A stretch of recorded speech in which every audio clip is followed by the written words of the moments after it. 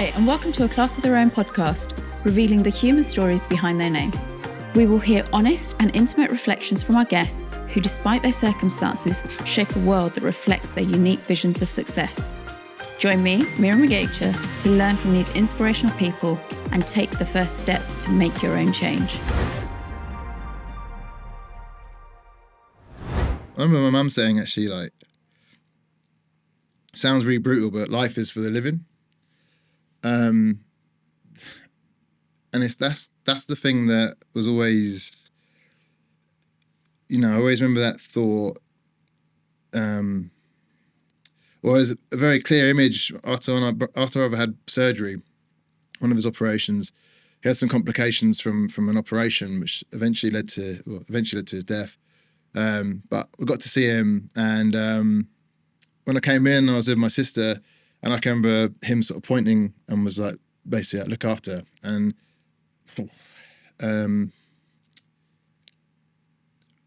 that was him, really, lying in a bed in ICU. He's still thinking about other people, thinking about his siblings who he cared and loved the most. And I think that that's something that I have to carry forward as a legacy, is that love and compassion. I remember saying at his funeral, I was like, I promise that when I have children, they'll know all about you and who you were as a person. And they'll love each other as much as I loved him and he loved me. And my little sister has just produced this most beautiful thing in my life, which is my niece. And I found it really difficult at first. When she was first born, I felt this guilt that she couldn't see both her uncles. And my sister's so good at showing her Uncle Jim and like see photos, and she knows who he is. And that's that promise being lived out. And I think when you lose someone that you love, I can't explain to you how much I love my brother. I think we can see. We can tell. And I cared for him. There's this saying about grief that you lose.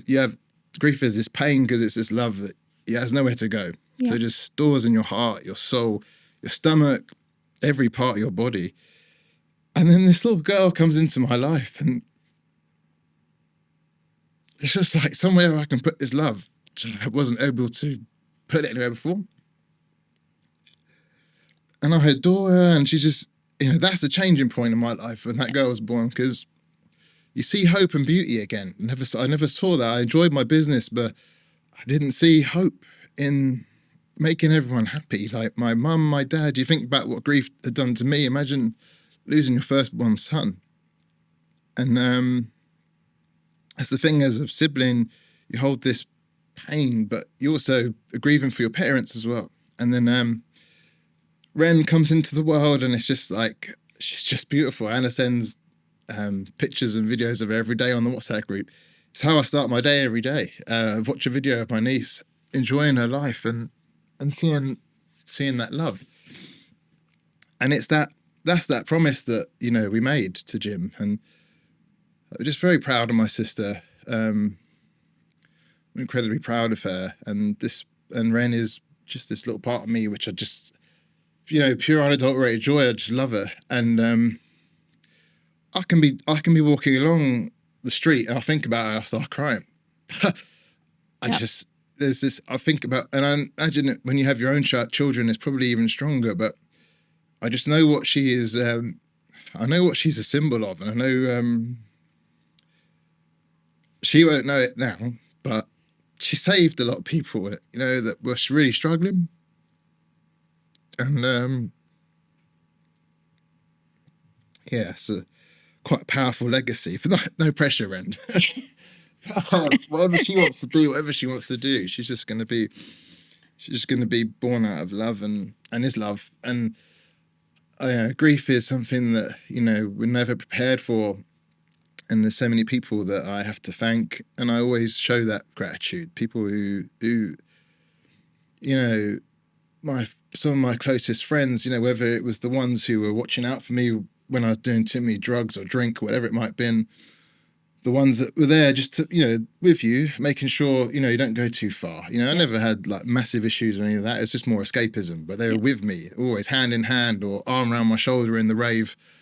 And I think everyone knows who I'm talking about when I talk about these people, but they, anyone who's had a drink, a coffee, a hug, shared a laugh, shared their stories about grief, like you're healing someone. And you are. I always find this thing about grief. You get these people who say, and I completely understand it. It's not a topic most people want to approach, right? It's hard. It's hard. But I also understand when you talked about new little people coming into your life and how much it is a new chapter. Because when my dad passed away, and we were fortunate that we had 3 little people born within 3 months, there was a new life. And the guilt we feel that dad will never meet them is just incredible. I know. And it's the legacy of keeping that going.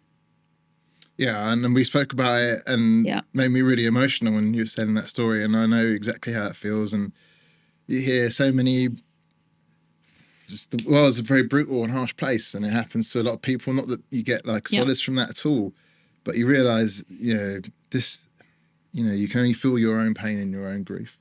And I always remember thinking that it's the little things that, when people say, like I said, I get it. Like, I don't know what to say. Yeah. I didn't know what to do. Well,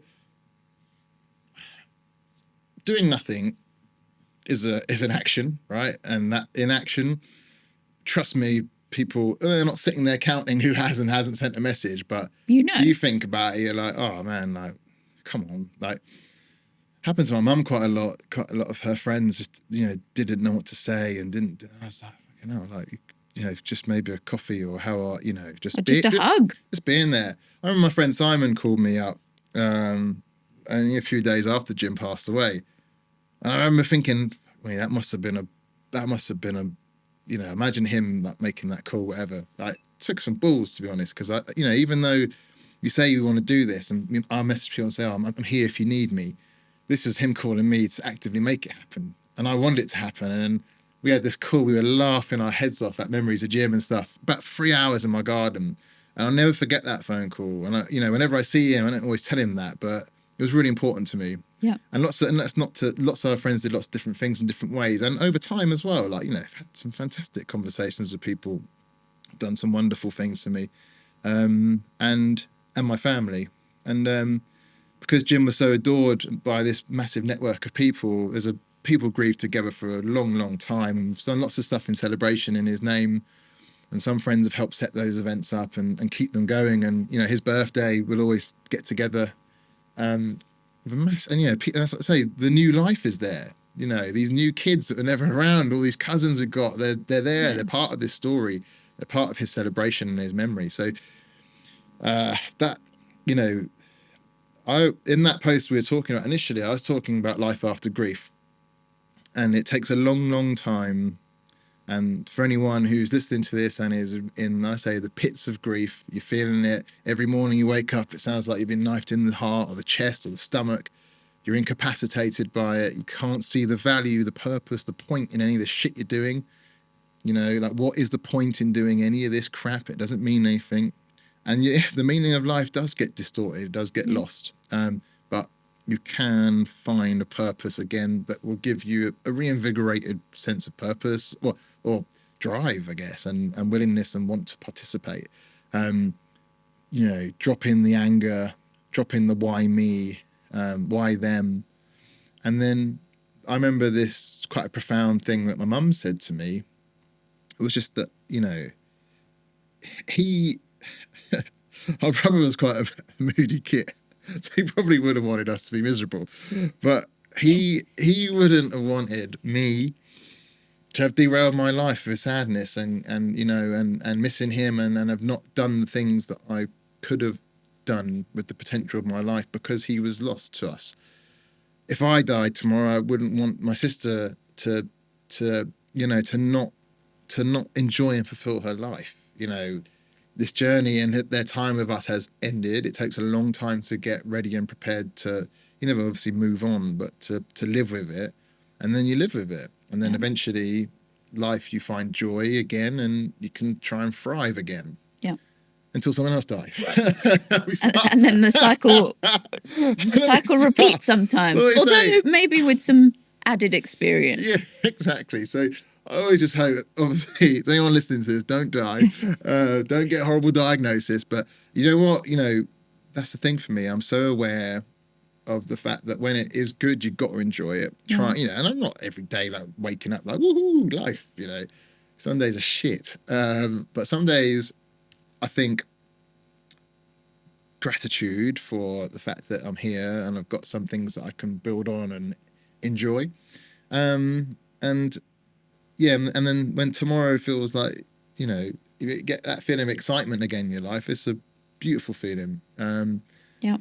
So I'm always grateful because I say, I know that there are times around the corner, a phone call you get could come out of this, see a WhatsApp message, just bad news for someone. And you realize the perspective again shifts to shit. Like, I'm 34 now, I'm surrounded by friends getting ill, certainly their parents getting ill. It's happens. And the amount of people, it's just like law of averages that shit's gonna happen. So when it feels okay, like enjoy it. Yeah. My earliest memories were just horrible, to be honest with you. Like, just not happy. And I have, a lot of bad memories just about like my internal feelings. Just at school, like, I had a horrible school life. Like, I was a very, very popular kid. Yeah. But I didn't want anyone to see the real me. I always had a mask on, and I was fearful that people would see the real Josh, so I always just was someone else. I was never myself. What were you hiding? What were you scared of? What was the fear that you were trying for people not to see? Like, just the vulnerability of like this broken, shattered child that wasn't happy. And I think I now know what that was. It was probably parts of ADHD and then parts of addiction.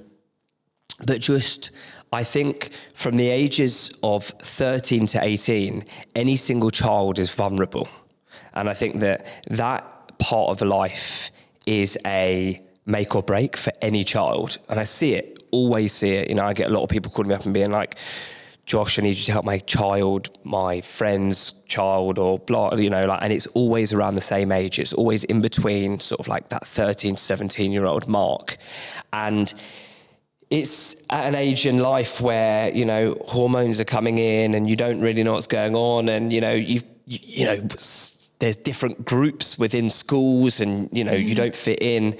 The thing is, I always fit in, but I just wanted more. I don't actually know what I mean by that, actually, when I say it. But that was the feeling that I had. Like, what more did I want? I don't know. But I never felt happy.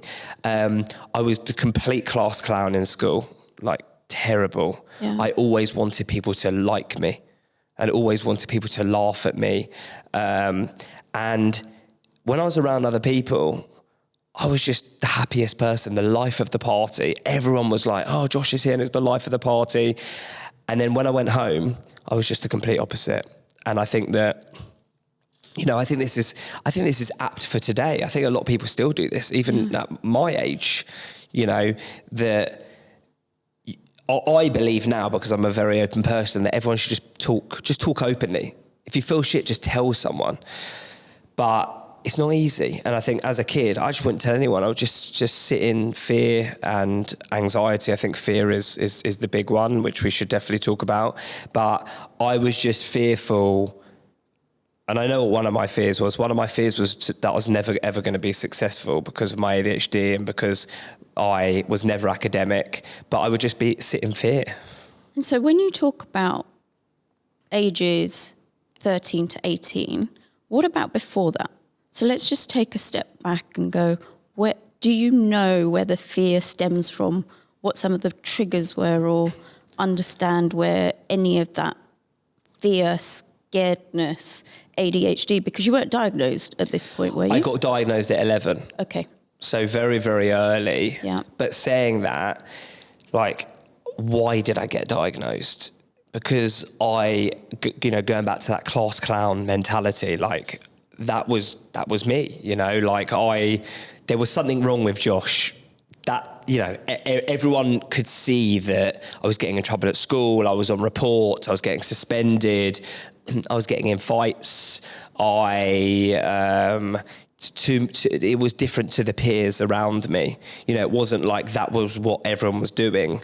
That's what I was doing. So everyone knew that there was something wrong, but everyone at the same time, like family friends would always say to me, like, Josh, like, there's something special about you. And I just wouldn't listen. I would never listen. Like, even to this day, if you paid me a compliment, I just go somewhere else in my mind. I hate it. I really, really hate it. And it doesn't matter how many compliments you give me, I still find it very hard to process. Because my mind will always go to this negative place. And I've done things that I never in a million years thought that I'd ever be able to accomplish. But my mind will still say to me, and it is a mind thing, this is something that happens in my mind. And whether you call it imposter syndrome or whatever you call it, it's like my mind will say to me, you're not good enough. You're not good enough. You can't do that. Like, why would anyone want to hear from you? You didn't go to uni. You didn't get this degree. You didn't do that.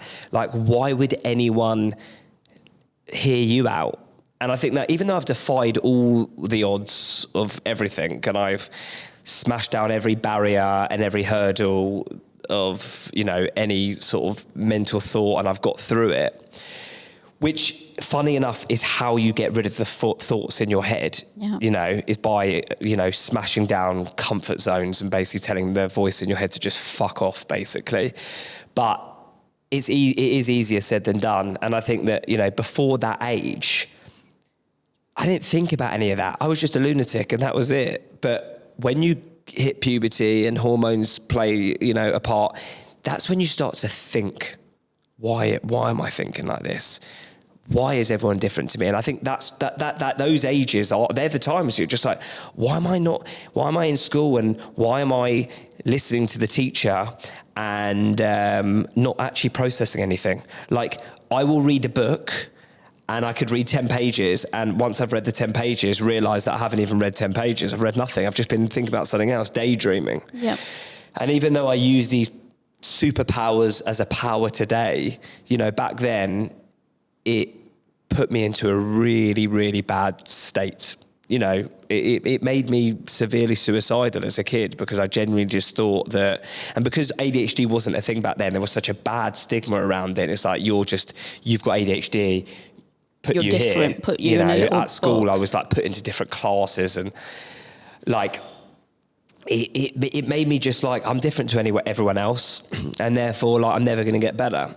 And And was it classed as an illness in your head or around the people, school? Well, no one else at my school had ADHD, and that was tough. And I remember, do you know what is funny? I remember this was later this was probably when I was like 15, 16, after I'd like gone through my whole addiction side of things at a very young age. I remember being out and I remember hearing someone say, like, don't chat to him. Like, he's got ADHD and he's an addict. And I remember hearing it and like getting so upset about it. Like, I remember it now, that was when I was 15. But that is upsetting. It is upsetting, but do you know what's funny? I wanted people to be scared of me. That's what, I said that before because it was this mask, but underneath the mask was this baby, this like little child that just wanted, just wanted help and wanted to know that everything was going to be all right. This episode is brought to you by Play for Change. Play for Change brings together leadership coaching, expert facilitation, and builds communities. They help craft real connections, spark learning, and turn play into powerful experiments to enable better relationships with yourself and others around you.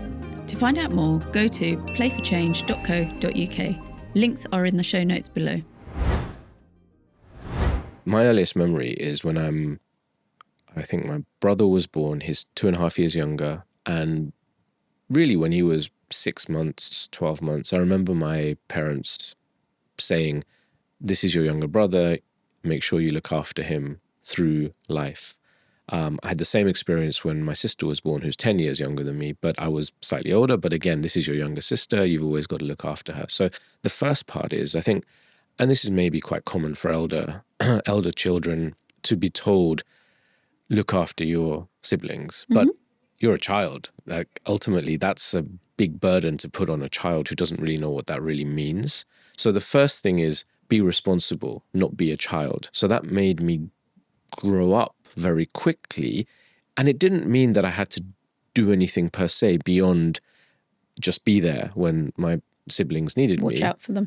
But it still felt I was responsible, even though, well, I wasn't, because they're not my children, they're just my siblings. The reason I had more weight than I have now was food.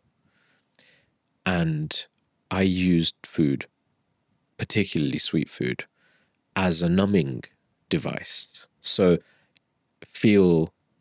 when the possibility of not feeling great comes along, have some chocolate, eat a whatever, pizza.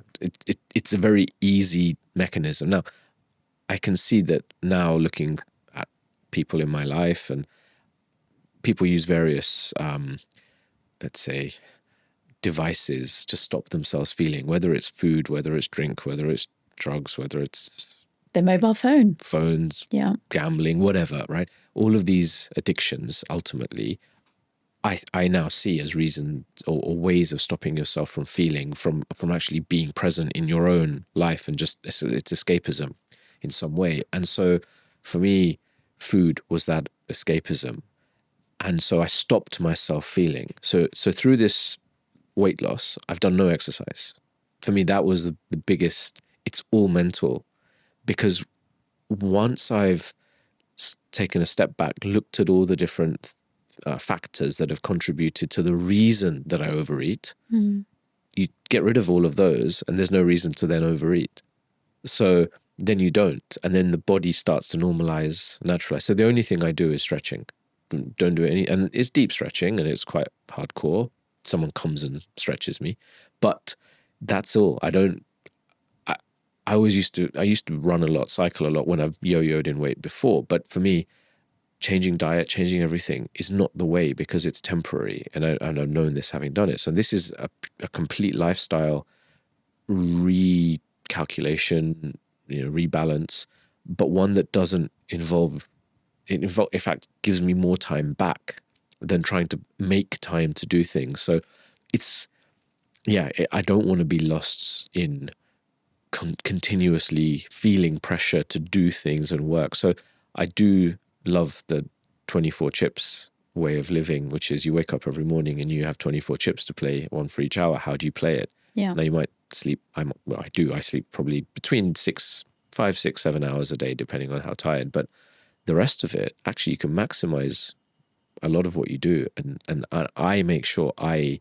do things that I enjoy, that give me energy back. And when you go through a calendar, this exercise I think is great, and you put red and green depending on whether something is energy draining or energy giving. If there's more energy sapping than giving, you must rebalance. And I rebalanced my life massively, to the point where I give myself quite a few periods during the week, which is just for me. Yep. And I found being in a relaxed, creative state, and there's science behind it around being in your alpha or theta state rather than beta. And I use music, I use Lego, I use painting, and I'm fortunate enough I have a hot tub in my house, and I use these as some of the mechanisms to get into that state and feel relaxed and better. And that's when actually ideas come. That's when inspiration comes. But that's where I start to feel, and feeling is the gut. And so in any conversation with someone, in any interaction, in any decision, I now use my gut. Yep. I never did that before. It was my brain, and Where's the data? Where's the science? What's the backing? What's history? And what have you been told? Yep. This is the thing to do, the right path. Whatever. Get married, have kids. This. It's, and that's where it's breaking free from that matrix and just doing what I feel is right for me. How are you feeling right now? Energized. And being able to share how I feel is something that I've not done historically much prior to the last year or two. And even then, it's only with select people. So actually, it's unburdening. And it's not emotional in a sad way. It's actually energizing, yeah. Yeah. Because I've gone through the sadness, I suppose. Yeah. And you know, it also surprises us when it may come back up, because it doesn't just disappear and go, hey, we're done with the sadness and that part of life is done, and leave it where it is. And it's important to be able to appreciate the sadness and the happiness, for better terms, and appreciate that life isn't always up or always down. Yeah. And then certain things happen and it triggers. What's the biggest mechanisms you've learned to recognise when you're falling back into a pattern that you don't want to live by? So for me, as soon as I have a sweet craving, I know that there's something and there's a reason. So there's a product I use called Killer Vanilla. I don't have it on me. It's a stick that you just smell that psychologically tries to stop you from falling back into that. So food cravings for me is the first sign. Yeah. The other thing that happens is as soon as I go into my head and start what ifs and thinking, and I now recognize when I do that, and then I then almost say to myself, why the hell are you thinking about all these things that may or may not happen? Like, it's a self-defense mechanism, sure, but recognizing that is huge, because in the past I didn't see it as recognizing it. I saw it as that's the job of an analyst. You know, I was an analyst. My job has been typically in the past to look forward at what is going to happen in the world, whether it was in the technology sector or with specific companies or in different industries.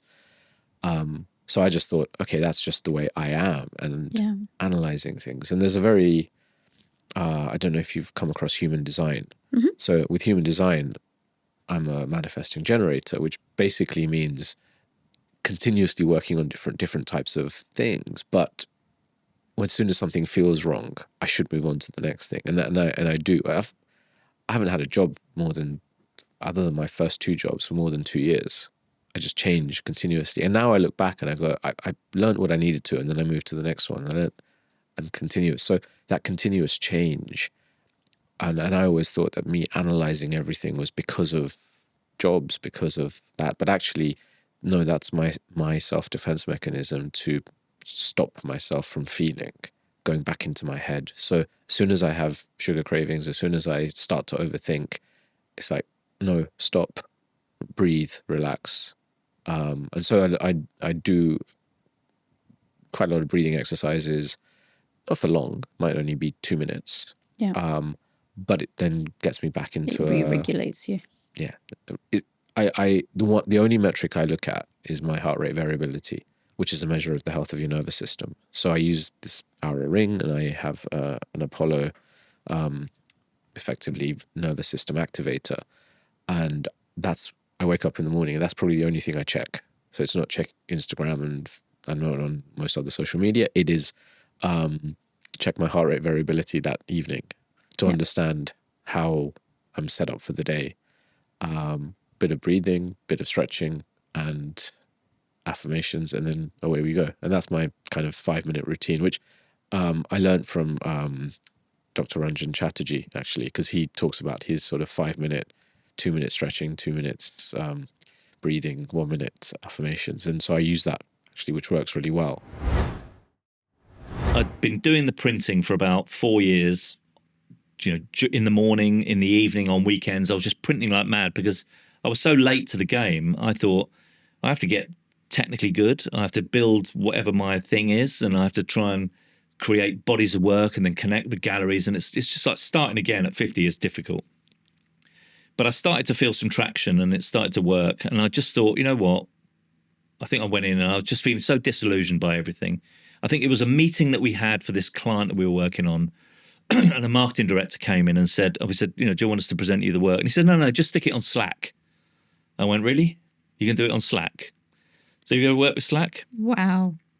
And his thing was like, normally you would present the work to the client and there'd be 5 people in a room and the client would say, this is what I think about the work.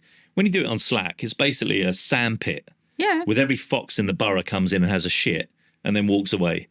And we put the work on Slack and then 65 people all have a comment on it. I don't like that font. I don't like the colour. And I was just like, you know what, fuck off, do it yourself. And so I just thought, right, that's it, I've got to go. And I'd also written a book called Blah, Blah, Blah, which was all about my experiences in advertising. And there's a bit in it where I transitioned from when I discovered the art world. And it was the most expensive resignation letter I've ever written. It cost me $6,000 to make this book, 3,000 copies of it. And then when I read it, I thought, what am I doing? Why am I still working in advertising? This book is the full stop on that career. And it happened to be 2019. And I thought, great, I'm going to hit 2020, matching numbers, 2020 vision. It's like it's written in the stars. And then, of course, 2020 happened. Yep. So I remember doing a show when I was, I was working in the studio and I was just making stuff, and I had, I'd got my brand, all my thing, all my, my ideas were being made. I was making them all. And I did a show at the Affordable Art Fair with a gallery, and he thought he'd heard something about this virus. And he's like me, he's Italian immigrant, nutter. And he went, I've just bought 6,000 face masks. This will be fun. And I said, oh, well, I'll do. So I printed no snogging. And we did it as a laugh. We were giving them away. And people were coming up to us going, what the fuck are you doing? Why are you giving those away? Why are you, shouldn't be propagating this myth. It's not going to happen. And I was like, yeah, of course, it's just a bit of fun. And then I caught it that night. And I remember going home and feeling really rotten. And so that March, for 7 weeks, I was fucked. Ow. And I actually thought, there were a couple of days when I thought, wow, I think this is the way I'm going to go. This is the way I'm going to go. I mean, my kids are going to come around and go, where's the money? Were you still married at this point? No. So I'd separate. So I'd basically pulled the plug on every aspect of my life. I'd left the marriage in 2018. Left the job in 19. And got to say, it was the most catastrophic 3-year period of my life where I was, lived in a hotel for a bit, which was pretty horrific when I missed out on a flat I was trying to get. Didn't see my kid. It was just a mess. But it was the best thing that ever happened because now I'm through it and I'm clear. The thing that I feel most ashamed about in my life is that I allowed, because I'm a pleaser, I allowed that sort of shit to go on for way too long. And by the time I did pull the plug, when I left my marriage and my job and lost everything twice. My job was my pension. And that got taken care of. Somebody else took that and then sold the business to Accenture for a huge amount of money, and I didn't really get anything out of it. It's really shameful. And I feel a lot of shame, and I feel a lot of sort of guilt, and a lot of that I'm just a bit stupid, And I think when I went to school, like I said to you very early on, I'm not bright. I mean, I'm probably a lot smarter than my qualifications will give me credit for. Absolutely. Getting art and woodwork. I remember my dad said, great, you can paint a picture of the table you just made. And I was like, yeah, that's not bad. But I think it's more that thing that when you go with the flow, so, in your 20s, you're about socializing and having fun and working in interesting environments. It's a gradual decline of your ambition or your whatever the fuck it is you want to become. And it's like aging, it happens minute by second, but on such a tiny scale, you don't notice it. And then suddenly when you look at a picture of yourself when you're 19 and a picture of what you look like now, you go, what the fuck? And yes. I think I just felt horribly ashamed that I'd allowed my life to get like that. Like I said, being in London in the 21st century, owner of an ad agency, he's got a house in Dalston, he's got a car, he's got 2 kids, he's got a great job, You've pretty ticked pretty fucking good. You've ticked every Pretty good. social, And I just traditional felt norm. I was still unhappy, and the fact that I was feeling unhappy felt so personal, and I felt ashamed that I'd hired all these people. I'd made a decision about that marriage. They were all choices that I made, and I just felt ashamed. And it was what I've very, very rarely. I mean, I've done a couple of things in my life where I felt ashamed. I really, not even that bad, but there is something about when you feel shame. It kills you. It deep. Kills you, and it really made me think. Now you've just got to you be nice to everybody. You just hug everybody. You kiss every fucking dog. You eat every meal. You do everything that you think you want to do, and you just fucking do it because we're running out of time. And again, if it happened in my 30s, I probably would have been different. But the fact that it happened in my 50s and I'm now 60 this year, I kind of look at it like, man, you get 80 summers if you're lucky, and the last 10 are always a bit suspect. That's when you're stumbling around in your pants, shouting at cars and forgetting everything. So I've got like 10. So what do the next 10 have? What do you want to do in those next 10? I don't know what. I don't know. I mean, I think that the thing that happened with COVID, and I remember when I worked in advertising, you'd set up an ad agency. If you got through the first 2 years where you survived, you were like, okay, now we might have something to build on. If you get through the first 6 months, a year, 2 years, you're robust enough to sort of think, okay, what's happening in the next 5 years? So you'd always have stretch goals. You'd go, right, next 10 years, this is what I want to be, and this is what we should be. These are the kind of clients we got to win. So you kind of know moment by moment what you need to do, but then you've got that thing, that manifestation. I had the same as an artist, when in 2020. I mean, it was just like I had no relation. Didn't have any. I had a couple of galleries that were selling my stuff, but I wanted to build on that, and I wanted to express myself, and I wanted. 2020 happened, and suddenly every 5-year plan went out the window, and it was like what's 2 weeks, happening today? 2 weeks. Yeah. Get to the end of the week, got Spam in the fridge, brilliant. I've got toilet paper, fantastic. And so now I actually find that kind of world of I don't know what's happening next. How do you want to feel? So not what do you want to do? How do you want to feel over the next 10 years? When I worked in advertising, I would get up every day feeling horrifically stressed because I know I've got 10 hours of meetings, doing things I don't want to do, not doing any work. The only time I can do any work was when everyone else is fucked off out at 7 o'clock. And then I had a wife that didn't like me very much because I was always at work 9 days a week doing advertising. And then I'd come home and I had no relationship. I didn't have anybody to talk to. I didn't have anybody that I loved, that loved me. And it was just, and so not getting up, when I get up in the morning now, I feel fantastic. I get on my motorbike, I ride to the studio, I go in and do stuff. I don't feel any stress. When I go home at night, I don't get any stress because I live alone. I come in on the weekends, I don't feel tired, I don't feel phased. I just, it's like everything I'm doing just feels like it's constantly on charge.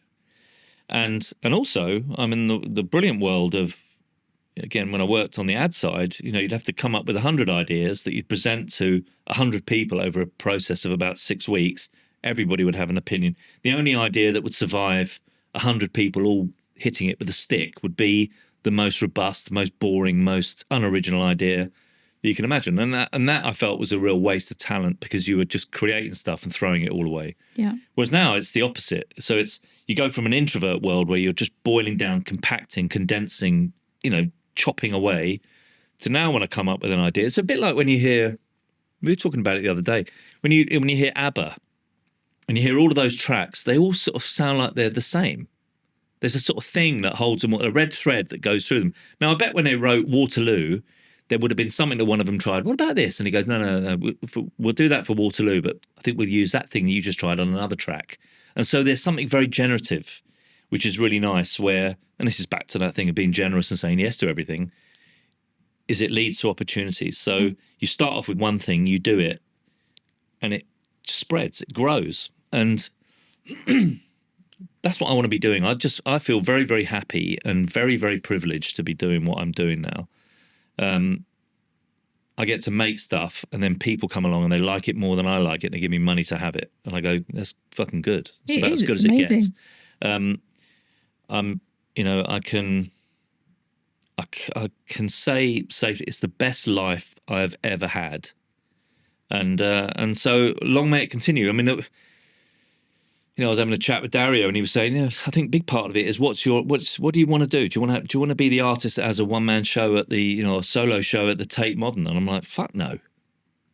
I mean, it's like, I'm too late for that. If I was in my 20s and I went to the right art school and I had benefactors and I was connected and I did all that schmoozing, and it's just not me. I don't want to do that. I don't like. You want to be you. I just want to be able to be me.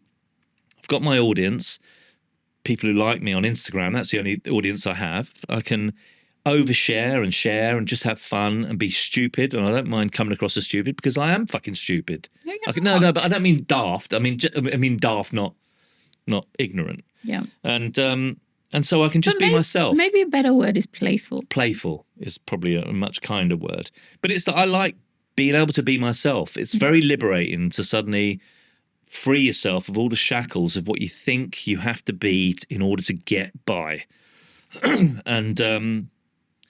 And so I just, you know, my only ambition as an artist is to have one of my prints in everybody's house in the world. I'm very, it's a stretch goal. Okay. It's a stretch goal, but I don't mind it. I do lots of stuff for free. I do lots of stuff for 10 quid, 50 quid, 40 quid, whatever. And I do lots of stuff at the other end of the spectrum. My problem is I like to make stuff. And it's a bit of an issue because a lot of galleries, if you only make a few things, then we can sell it for more money, or we can make it a bit. The limited edition versions. I'm not going to fucking sit there and go, just for you, hold it all back. I'm going to make a shitload of stuff. And I watched other artists doing stuff, and I'd go, God, you do 2 editions a year. I'm like doing 2 a week. Yeah. Because I've got this insatiable hunger, and this, like, when you come out of prison, not that I've ever been to prison, but when you come out of prison, you want to eat everything. You want to drink everything. You want to experience, listen to every bit of music you miss. It's like you just want to experience. It's like literally a flip side of. It's like the Matrix. You know, I've been in the pit. Now I'm living in the slow motion bit where everything's beautiful. It's like, fuck. I just want to enjoy every moment of it, and it's how liberating. The word I find is liberating. How liberating. Yeah, it is. So I'd highly recommend it. I mean, I wouldn't recommend going through. You know, I mean, I don't think my life is any harder than, or has been any harder than anybody else's life. I think we all go through shit, and we all go through ups and downs, good and bad. But it tastes really sweet now because I just did it for a long time, and you know, like I said, now I'm 60, and I'm like a pig in shit, and I love it. I love it. If you enjoyed that conversation, please share A Class of Their Own podcast with your friends and family. Subscribe, follow, and like. It really helps us continue to grow. Keep being you through connection, learning, and play. You are a class of your own.